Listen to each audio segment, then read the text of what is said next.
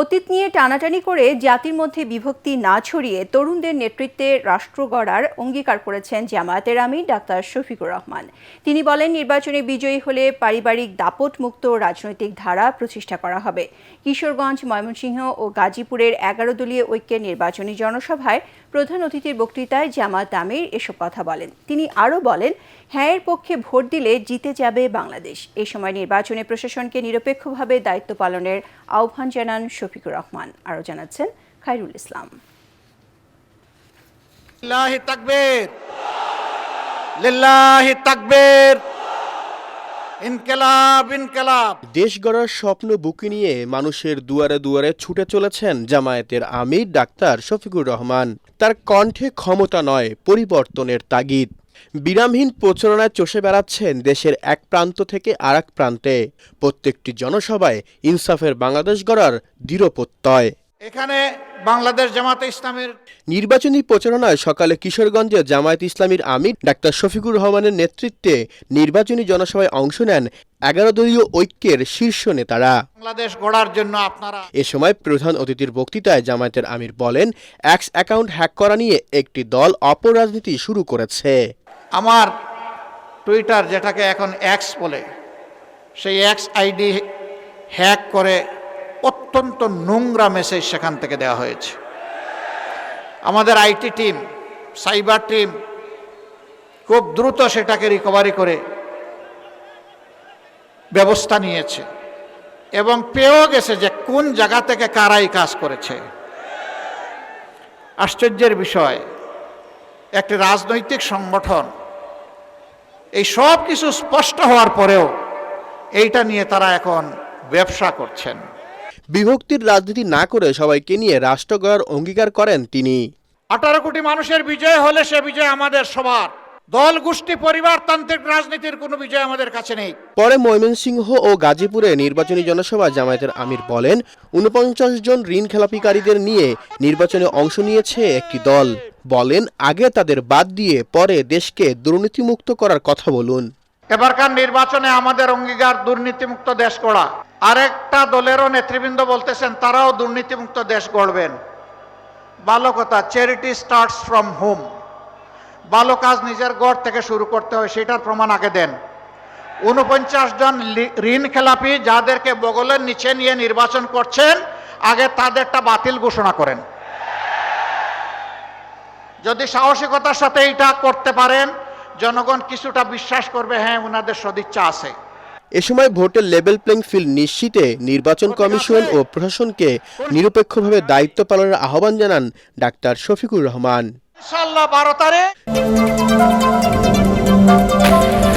আগামীকাল বরিশাল ও ফরিদপুরে নির্বাচনী সফরে যাচ্ছেন বিএনপি চেয়ারম্যান তারেক রহমান। জনসভা সফল করতে এরই মধ্যে শেষ হয়েছে সকল প্রস্তুতি। তারেক রহমানের আগমন উপলক্ষে ব্যাপক উৎসাহ উদ্দীপনা বিরাজ করছে নেতাকর্মী ও সাধারণ মানুষের মাঝে। জনসভাকে ঘিরে নেওয়া হচ্ছে 3 স্তরের নিরাপত্তা ব্যবস্থা। আশিকুর রহমান জানাচ্ছেন বিস্তারিত। নির্বাচনী প্রচারণা ও জনসভায় যোগ দিতে আগামীকাল বরিশাল যাবেন বিএনপি চেয়ারম্যান তারেক রহমান। বরিশালের ঐতিহাসিক বেলস পার্কে নির্বাচনী জনসভায় বক্তব্য রাখবেন তিনি। তাকে বরণ করতে নেতাকর্মীদের মাঝে ব্যাপক উৎসাহ উদ্দীপনা বিরাজ করছে। তারেক জিয়া সাহেব বরিশালে 4 তারিখে আসতেছে ইনশাল্লাহ। এখানে আমাদের মনে হচ্ছে যে আরেকবার ঈদের খুশিটা আমরা আনন্দ অনুভব করছি। তিনি বরিশাল আসছেন, দীর্ঘ 20 বছর পর বাংলাদেশে আসছেন আর বরিশাল আসছেন, এটা আমাদের জন্য একটা খুশির খবর। আমাদের জন্য, বরিশালের আপামর জনগণের জন্য, সমস্ত পেশা শ্রেণী মানুষের জন্য এটা খুশির খবর এবং আনন্দের বিষয়। নেতা আসবে এখানে, এটা বলে ভাষায় প্রকাশ করা যাবে না, এতটা আমরা আনন্দিত।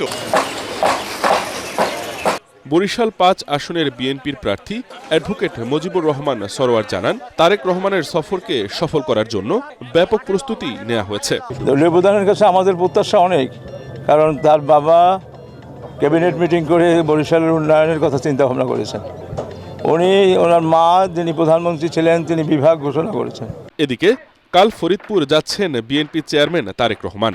সরকারি রাজেন্দ্র কলেজ মাঠে নির্বাচনী জনসভায় বক্তব্য রাখবেন তিনি। তারেক রহমানের জনসভাকে ঘিরে ব্যাপক প্রস্তুতির কথা জানালেন বিএনপির নেতাকর্মীরা। নেওয়া হচ্ছে 3 স্তরের নিরাপত্তা ব্যবস্থা। বিএনপি চেয়ারম্যান তারেক রহমানের ফরিদপুর আগমনকে কেন্দ্র করে গোটা জেলা জুড়ে দলীয় নেতাকর্মী ছাড়াও সাধারণ মানুষের মধ্যে কৌতূহল বিরাজ করছে।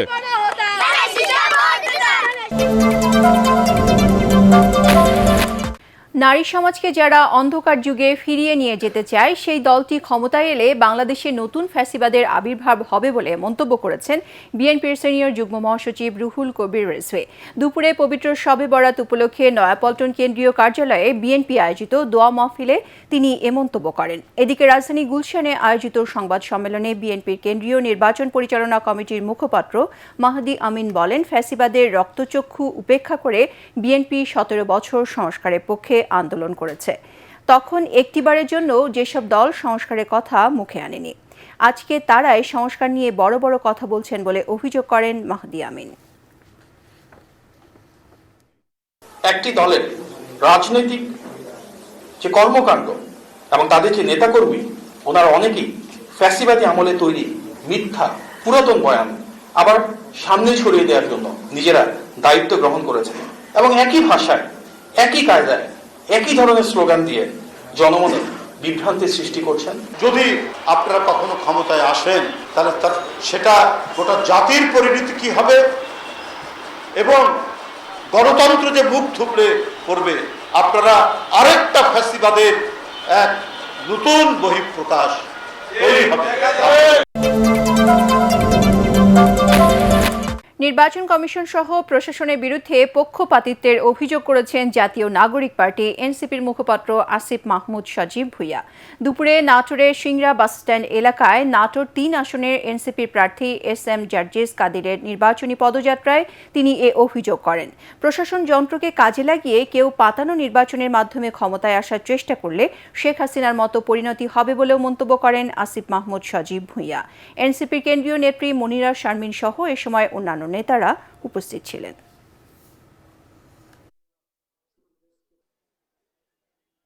নির্বাচন যত ঘনিয়ে আসছে, প্রশাসন তার পুরনো রূপ দেখাচ্ছে।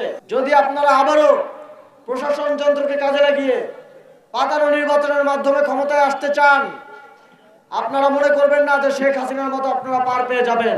5ই আগস্ট পরবর্তী বাংলাদেশে যেই বাংলাদেশের মানুষ শেখ হাসিনাকে তাড়ানোর জন্য রক্ত দিয়েছে, আপনাদের সন্তানরা মুক্তির জন্য জীবন দিয়েছে রাজপথে, সেই বাংলাদেশের মানুষ প্রয়োজনে ভোটের জন্য জীবন দিবে। প্রার্থীদের পাল্টাপাল্টি বক্তব্যে জমে উঠেছে রাজধানীর নির্বাচনী উত্তেজনা। সকাল থেকে রাত মাঠ ঘাট সর্বত্র চলছে প্রচারণা। প্রার্থীরা একে অন্যকে ঘায়েল করতে দিচ্ছেন নানা বক্তব্য। পাশাপাশি মিছিল, শোডাউন, গণসংযোগ, সভা সমাবেশ করে ব্যস্ত সময় পার করছেন প্রার্থী ও তাদের সমর্থকরা। বিস্তারিত জানাচ্ছেন ইয়াসিন রানা। ত্রয়োদশ জাতীয় সংসদ নির্বাচনের আর মাত্র কয়েকদিন বাকি। চায়ের দোকান থেকে অফিস আদালত সর্বত্রই ভোটের আলাপ। কে জিতবে, কে হারবে, কোন প্রার্থী এগিয়ে আর কোন প্রার্থী রয়েছেন পিছিয়ে, কিংবা কোন প্রার্থী কি বলছেন, কি করছেন। প্রার্থীরাও ভোটারদের কাছে যাচ্ছেন এবং তাদের কথা শুনছেন। ঢাকা ৮ আসনে এনসিপি প্রার্থী নাসিরউদ্দিন পাটোয়ারী ও বিএনপি প্রার্থী মির্জা আব্বাসের বাকযুদ্ধে বেশ উত্তেজনা বিরাজ করছে এই আসনে। দুপুরে দৈনিক বাংলা মোড়ে গণসংযোগ করেন এনসিপির প্রার্থী নাসিরউদ্দিন পাটোয়ারী। এখানে ঢাকা ৮-এ একজন মাদক সম্রাট রয়েছেন, উনি শত শত বিলবোর্ড লাগাচ্ছেন। এই টাকাগুলো কই থেকে আসে? মাদক বিক্রির টাকা নাকি চাঁদাবাজির টাকা? আমরা একটা প্রশ্ন রাখতে চাই। নির্বাচন কমিশন, বিএনপি বা প্রশাসন মিলেমিশে একাকার হয়ে গিয়েছে। এই আসনে গুলিস্তানের বিভিন্ন মার্কেটে প্রচারণা চালান বিএনপি প্রার্থী মির্জা আব্বাস। বলেন, আলোচনায় থাকতে আবল তাবল বকছেন একজন প্রার্থী। আপনারা ভাবেন মির্জা আব্বাসের বিরুদ্ধে কথা বললেই তো খবরে থাকা যায়, মির্জা আব্বাসের বিরুদ্ধে কথা বললেই প্রচারণায় থাকা যায়। প্রচারণা থাকতে চান, বহু রাস্তা আছে। দান করেন, খয়রাত করেন, ভালো ভালো কথা বলেন, মানুষের মুখে মুখে থাকবেন। কিন্তু এইভাবে গালিগালাজ করে অশুভ ভাষায় কথা বলে নিজের পরিচয়টা জাহির করেন না যে আপনি কোত্থেকে এসেছেন। সবুজবাগ এলাকায় প্রচারণা চালান ঢাকা ৯ আসনে বিএনপির প্রার্থী হাবিবুর রশিদ হাবিব। আমাদের অন্তর্বর্তী সরকারের উচিত যে ভোটারদের নিরাপত্তা এবং প্রার্থীর নিরাপত্তা প্লাস এলাকার মানুষের যাতে নিরাপত্তাকে নিশ্চিত করা। ঢাকা ১২ আসনের কারওয়ান বাজারে জনসভার আয়োজন করে ইসলামী আন্দোলন বাংলাদেশ। এতে ঢাকার বিভিন্ন আসনের এমপি প্রার্থীরা অংশ নেন। সমাবেশে ইসলামী আন্দোলন বাংলাদেশের আমির রেজাউল করিম বলেন, দুর্নীতিবাজ, চাঁদাবাজ, সন্ত্রাসীরা ইসলামী শাসন সম্পর্কে ভীতি ছড়াচ্ছে। যেখানে ইসলামী নীতি আদর্শ ছিল সেখানে বিজাতিরা পর্যন্ত তাদের দেশ ছেড়ে ইসলামী নীতি আদর্শের মধ্যে তারা বসবাস করেছে। ভোটারদের দ্বারে দ্বারে ঘুরছেন ঢাকা 4 আসনে বিএনপি প্রার্থী তানভীর আহমেদ রবিন। কদমতলীর চেয়ারম্যান বাড়ি কলেজ রোডে প্রচারণা চালান তিনি। বাড়ির মালিক ভাড়াটিয়াদের আমরা উদ্যোগী হিসেবে তাদেরকে নিয়ে আসতে চাই, যাতে তারা ছাদ বাগান করার মাধ্যমে এলাকায় যাতে গাছগাছালি হয়, একটু সবুজায়ন আমাদের ছেলেমেয়েরা দেখতে পারে, এটা আমার পরিকল্পনা। ঢাকা 18 আসনের দক্ষিণখানের ফায়দাবাদে ভোটারদের মাঝে গণসংযোগ করেন বিএনপির প্রার্থী SM জাহাঙ্গীর হোসেন। আমি যদি ইনশাল্লাহ নির্বাচিত হই, এখানকার এমপি হবে SM জাহাঙ্গীর না, এখানকার এমপি হবে এলাকার জনগণ।